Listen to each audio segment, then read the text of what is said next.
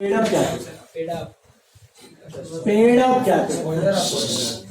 What is paid up capital now? Called up का मतलब क्या है कि अभी तक इतना पैसा मंगवाया हुआ.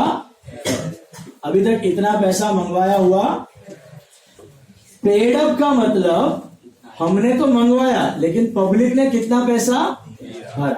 अभी इसने बोला कि कोई पूरा पैसा दिया ही नहीं, तो सपोज इस केस में सबने पैसा भरा 3 रुपया, इस केस में सबने 4 रुपया भरा, इस केस में सबने 2 रुपया भरा. जब लास्ट 1 रुपया भरने का बारी आया ना, तब एक बंदा था जिसके पास लेट से 10,000 शेयर्स थे. कितने?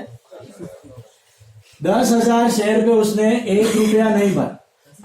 10,000 शेयर्स पे उसने 1 रुपया नहीं भरा. सो दिस 10,000 रुपीज वो डिफॉल्ट करेगा, वो भरा नहीं. 10,000 रुपए उसने भरे नहीं. He defaulted on those 10,000 shares for ₹1. So that 10,000 rupees is called as calls in arrears. इसको कहते हैं calls in arrears. Calls in arrears मतलब ये पैसा नहीं आया, आना बाकी. इसके बाद भी प्रोसेस चलता है. कंपनी उसको लेटर भेजता है कि भाई पैसा भर दिया तो ठीक है, लेट भरा तो उस पर इंटरेस्ट चार्ज किया जाता है, और नहीं भरा तो उसके शेयर्स कैंसिल कर दिए जाते हैं और फिर नए बकरे को ढूंढ के वो शेयर्स री इश्यू किए जाते हैं. क्या किया जाता है उसको? री इश्यू. वो सब प्रोसेस बाद की बात है. बट इसको क्या कहा जाता है? Calls in arrears. Calls in arrears मतलब ये पैसा उसने भरा नहीं. तो what is paid up capital? Paid up capital मतलब इतना पैसा मांगा हुआ है. कॉल्ड अप मतलब इतना पैसा मांगा है, और पेड अप मतलब इतना एक्चुअली भरा है. तो what is paid up capital? It is called up capital minus calls in arrears. Called up capital minus calls in arrears, which is in our example 90 lakhs minus 10,000, which is 89 lakh 90,000. 89 lakh 90,000 will be termed as what? Paid up capital. 89 lakh 90,000 will be called as. और जो dividend देता है company profits कमा के, तो dividend क्या होता है? प्रॉफिट का हिस्सा जो शेयर होल्डर में डिवाइड हो जाता है, डिस्ट्रीब्यूट हो जाता है. तो वो डिविडेंड किस पे दिया जाता है? ऑथराइज पे, इश्यू पे, subscribe, called up, paid up. इसने जितना पैसा भरा उसको उतना डिविडेंड मिलेगा. One second, tell me what is authorise capital. आपके हिसाब से रखो, जितनी रखनी है रखो, बढ़ानी है तो फ्यूचर में बढ़ा भी सकते हो. ऑथराइज के 3 नाम है: ऑथराइज कैपिटल, नॉमिनल कैपिटल या रजिस्टर्ड कैपिटल. ऑथराइज्ड, नॉमिनल या रजिस्टर्ड कैपिटल. उसके बाद इश्यूड का मतलब क्या? आज के टाइम पे पब्लिक में कितना इश्यू है? पब्लिक मतलब पब्लिक, फैमिली, सब कुछ आता है. फैमिली अलग नहीं है, फैमिली, पब्लिक, प्रमोटर सब मिला के कितना इश्यूड कैपिटल है उसको बोलते हैं इश्यू. आईपीओ, एफपीओ सब मिला के. सब्सक्राइब का मतलब एक्चुअली कितने लोगों ने सब्सक्राइब करके पैसा देने का इंटरेस्ट बताया. सब्सक्राइब मतलब पब्लिक ने कितना सब्सक्राइब किया. इस सब्सक्राइब में भी सब आ गए, family, public, everything. Got it? फिर आता है call. Subscribe can be over और अंडर सब्सक्राइब. लेकिन ओवर है तो ज्यादा पैसा ले सकते हो नहीं. मैक्सिमम कितना ले सकते हो? इश्यूड, उससे ज्यादा नहीं. ओके. और सब कैपिटल फेस वैल्यू पे कोट हो रहा है, ठीक है?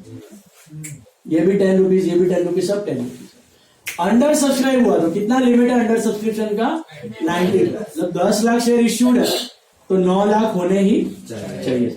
8 लाख हुए तो चलने वाला, 7,50,000 हुआ तो चलने वाला.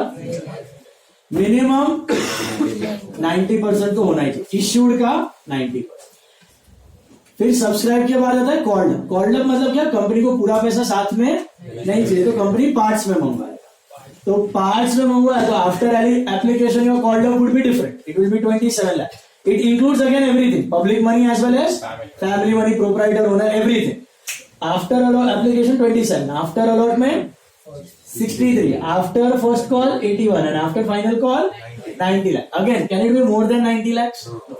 At the end, after you have called up all the monies, it will become 90 lakhs. Is it clear? What is called up? कितना मंगवाया, कितने की जरूरत है. व्हाट इज पेड अप, कितना भरा.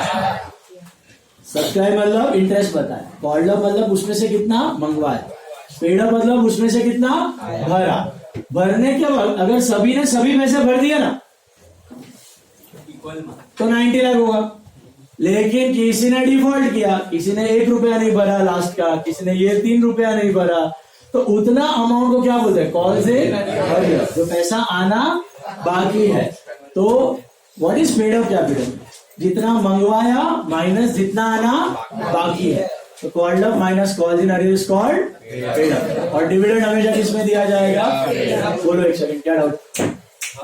अगर सर 3-4-2 રૂપિયા આપી દીધા પછી ઓલો ડિફોલ્ટ થઈ ગયો પછી 3-4-2 રૂપિયા પાછા મળે नहीं મળે. नहीं, शेयर होल्डर के अग्रीमेंट में क्लॉज रहता है, जब भी कोई शेयर होल्डर बनना चाहता है कंपनी का, तो एक तो कंपनी में एडवांटेज होती है limited liability. You know limited liability, what is limited liability.